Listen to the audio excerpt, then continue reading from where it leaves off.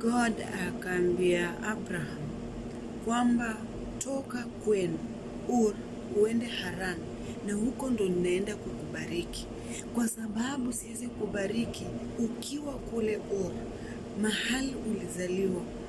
Huko kuna mambo makubwa ya siri ambayo ilifanyika na inaendelea kufanyika. Hadi kule Sodoma na Gomora pia kulikuwa na mambo makubwa. Tunaambiwa kwamba akasema enendeni Harani, huko ndo naenda kuwabariki. Tunaambiwa kwamba Abraham akaambia God, naweza chukua mtoto wa ndugu yangu? Akasema ndio. Licha kuwa Lot walifika kwa njia, wakawa na kiburi, vijakazi wakawa wanafurutana naye, wakakosana naye. Mungu akasema basi mmoja aende na huku, mwingine akaende na kule. Basi huko ndiko Abrahamu alikutana na muujiza wake. Na nielewa